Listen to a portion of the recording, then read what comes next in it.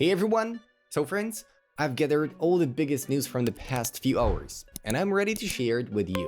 Barcelona has officially handed Lamine Yamal the iconic number 10 jersey, previously worn by legends like Lionel Messi. During a special ceremony at Camp Nou alongside his family and president Joan Laporta. At 18, he inherits his shirt from Ansu Fati, who departed on loan to Monaco. He signed a long-term contract extending to 2031, directly receiving the shirt from Laporta. He confirmed publicly, "Messi made his way, and I'm gonna make mine," adding he doesn't feel any extra pressure. Following Messi, he joins elite company. Previous number 10s include Ronaldinho, Rivaldo, Romario, and Maradona. The forward, whose full name is Lamine Yamal Nazraoui Abana, was accompanied by his father Munir Nazraoui and mother Sheila Abana. His parental grandmother Fatima was also present at the club's under-construction stadium, a touching addition that he requested. She arrived alone in Spain from Morocco in 1990 and was reportedly instrumental in helping her grandson through his parents' divorce. One of Lamine's first acts when breaking into the first team was to buy her a new house. Addressing her at the ceremony, he said, "Without my grandmother, I couldn't have planned such a special event for me. The event was delayed because she was in Morocco. I'm grateful for everything she's done for me. I can never repay her." But before we move on to the next top story, how about this fact?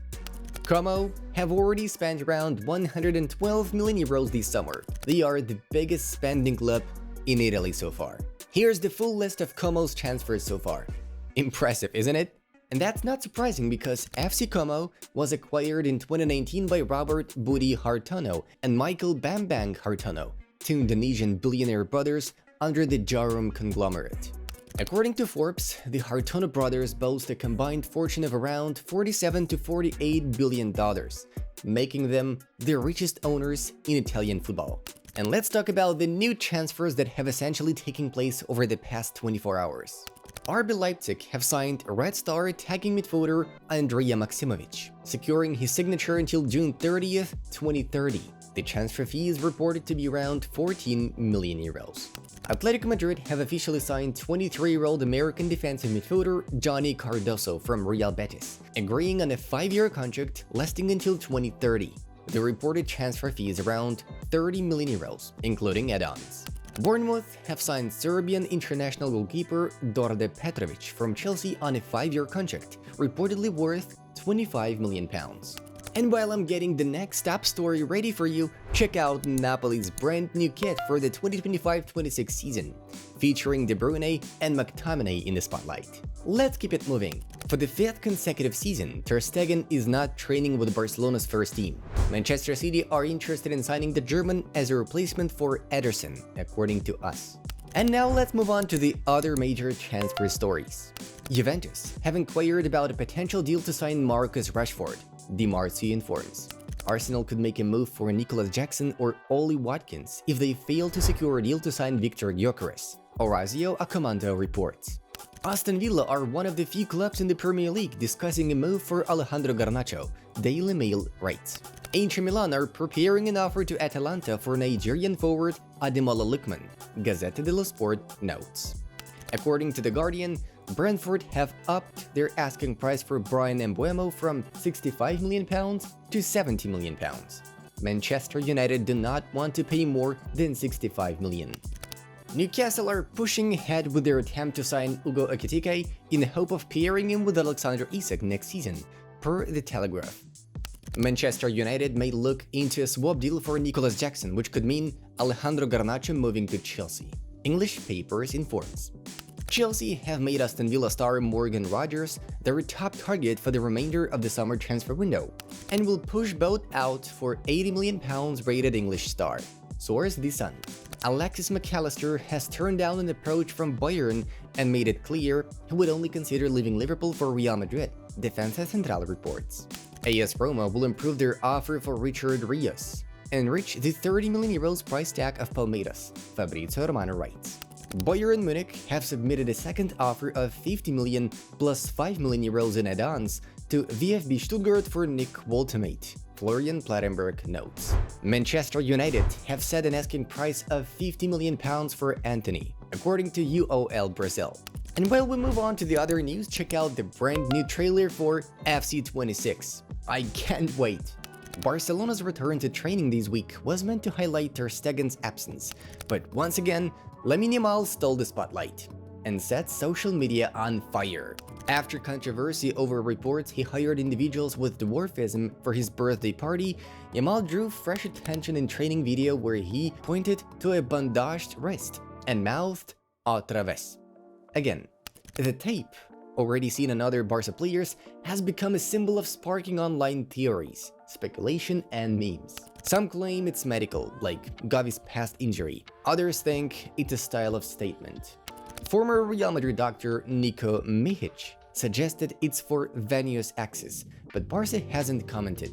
Journalist David Ibanez noted Bayern players did the same under Flick, including Thomas Müller. By the way, these two will be on the cover of FC26, but you know what won't be in the game? The new Spotify Camp Nou. Barca fans are furious, and here's the latest drama I'm about to tell you.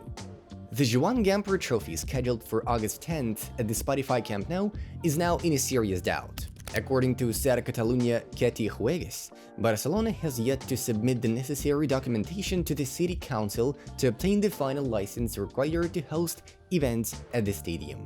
Although the club recently received approval for the activities and construction license, it still lacks the key first occupation license, which would allow up to 30,000 fans to attend the match against Como. That decision was expected by the end of this week, but sources from both the club and the city are pessimistic about reaching the agreement in time. As a backup, Barca may be forced to move the match to the Johan Cruyff Stadium, which holds just 6,000 spectators. The club hasn't given up, but the chances of returning to Camp Nou for the Gamper are quickly fading. While Lamine Yamal is pulling off insane tricks at Barca training, his idol Neymar continues playing football back in Brazil. The clash between Santos and Flamengo drew huge attention as Neymar returned to the starting lineup. And the star delivered, scoring the winning goal in the 85th minute. The number 10 grew into the match and ultimately made the difference.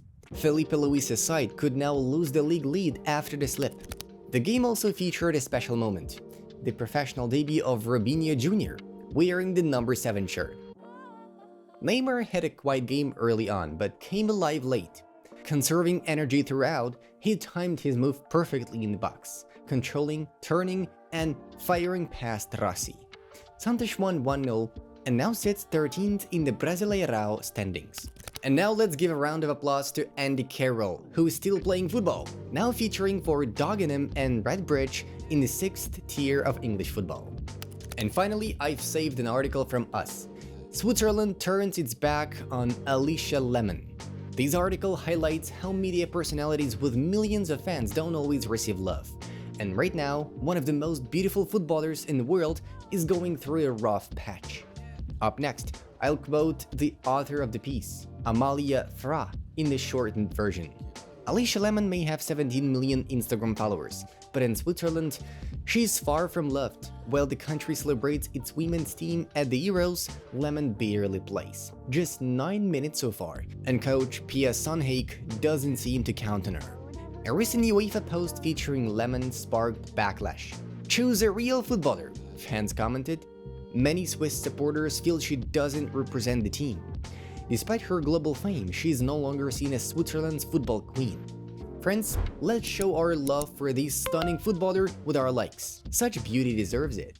And if you enjoy these roller coaster of football stories, from rising stars like Lamine Yamal to global icons like Neymar and Alisha Lehmann, don't forget to smash that like button, drop your thoughts in the comments, and of course, subscribe to the channel so you don't miss the next wave of top football news. See you in the next one. Stay tuned and stay passionate about the beautiful game. Bye bye.